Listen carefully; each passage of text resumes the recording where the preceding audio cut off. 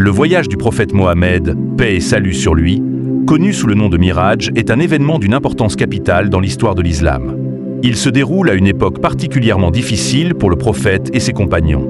Les persécutions, les épreuves et l'isolement étaient omniprésents à la Mecque, et la communauté musulmane se trouvait dans un état de grande vulnérabilité. En réponse à ces défis, Allah a offert une consolation divine au prophète, paix et salut sur lui, sous la forme d'un voyage spirituel unique qui allait non seulement soulager son cœur, mais aussi transmettre des enseignements fondamentaux pour toute l'humanité. Le Miraj, le voyage céleste du prophète, paix et salut sur lui, s'inscrit dans ce cadre comme un événement qui dépasse l'entendement humain. Ce voyage n'est pas simplement un déplacement physique, mais un voyage spirituel profond qui relie le prophète, paix et salut sur lui, à l'essence divine, tout en lui offrant des révélations fondamentales pour l'avenir de la communauté musulmane. Ce voyage représente également une invitation à la réflexion sur notre propre relation avec Allah et à la prise de conscience de notre mission spirituelle sur Terre. Le voyage nocturne, Isra, la première partie du Miraj. Le Miraj débute avec le voyage nocturne, connu sous le nom d'Isra.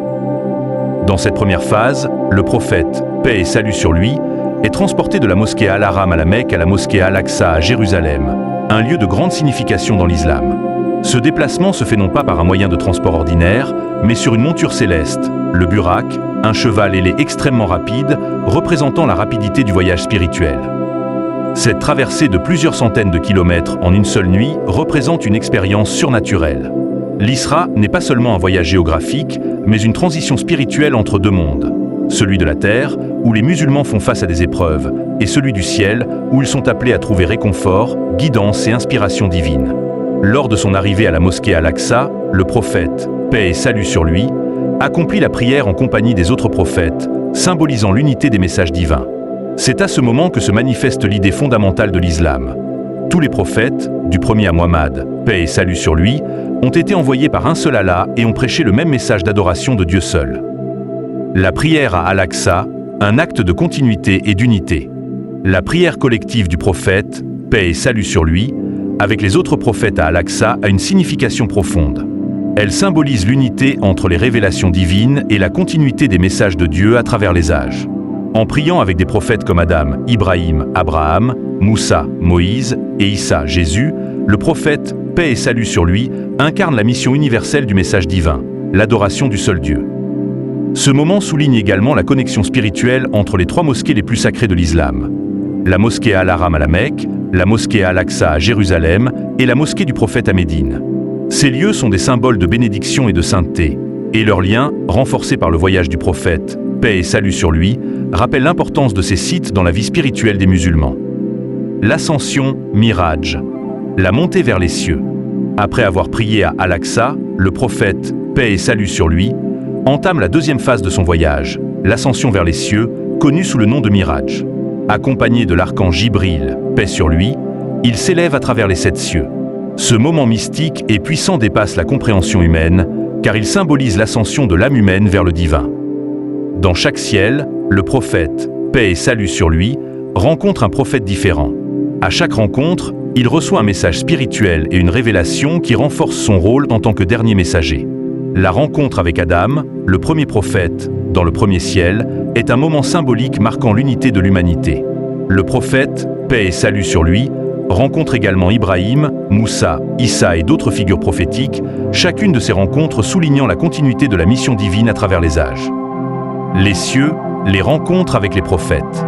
L'ascension à travers les 7 cieux est bien plus qu'un simple voyage spatial. Chaque ciel représente une dimension spirituelle différente et les prophètes rencontrés à chaque étape apportent des enseignements et des révélations sur le sens profond de la mission divine. Le prophète, paix et salut sur lui, rencontre dans chaque ciel des figures spirituelles majeures. Premier ciel, rencontre avec Adam, le père de l'humanité, qui le salue en tant que prophète juste et pieux. Deuxième ciel, rencontre avec Yahya, Jean-Baptiste et Isa, Jésus, 2 prophètes aux vies marquées par la dévotion et la pureté. Troisième ciel, rencontre avec Youssouf, Joseph, dont l'histoire est marquée par la patience et la foi. Quatrième ciel, rencontre avec Idriss, Enoch, un prophète qui incarne la sagesse et la piété. Cinquième ciel, rencontre avec Aaron, le frère de Moussa, symbolisant l'assistance divine. Sixième ciel, rencontre avec Moussa, Moïse, un prophète de la résilience et de la fermeté dans la foi. 7e ciel, rencontre avec Ibrahim, Abraham, un des plus grands prophètes, un modèle de soumission totale à Allah. Chaque rencontre souligne l'unité du message divin, l'adoration d'un seul Dieu, Allah, et l'importance de la foi et de la dévotion. Ces rencontres renforcent l'idée que l'islam est la continuité des messages révélés aux prophètes précédents, et non une religion isolée ou nouvelle. La rencontre avec Allah, les leçons du Miraj. Au sommet de son ascension, le prophète, paix et salut sur lui, atteint le plus haut point des cieux et rencontre directement Allah, un événement qui dépasse toute compréhension humaine. Cette rencontre divine est marquée par l'ordonnance de la prière obligatoire pour la communauté musulmane. Avant ce moment, la prière était un acte de dévotion, mais après cette rencontre, elle devient un pilier fondamental de l'islam. Allah ordonne que les musulmans prient 5 fois par jour, un acte de dévotion qui les connecte directement à lui et leur permet de renouveler leur foi chaque jour. La prière devient ainsi l'un des plus grands enseignements du Miraj. Elle est le lien spirituel par excellence entre le croyant et son Créateur. Elle n'est pas seulement un acte de vénération, mais une source de réconfort, de guidance et de purification. Le Miraj, une leçon éternelle pour l'humanité. Le Miraj n'est pas simplement un événement historique, mais un message éternel. Ce voyage céleste rappelle à la communauté musulmane l'importance de la foi, de la prière et de l'unité des messages divins. Il est une invitation à chaque croyant à renforcer sa relation avec Allah, à chercher à comprendre la profondeur du message divin et à suivre le chemin de dévotion et d'humilité tracé par le prophète Mohammed, paix et salut sur lui. Aujourd'hui, plus que jamais, cet événement spirituel doit inspirer les musulmans à vivre une vie remplie de foi, de patience et de dévotion.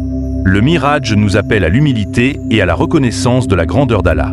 Ce voyage ne se limite pas à l'histoire du prophète, mais offre des leçons intemporelles sur la manière de vivre une vie spirituelle profonde et authentique.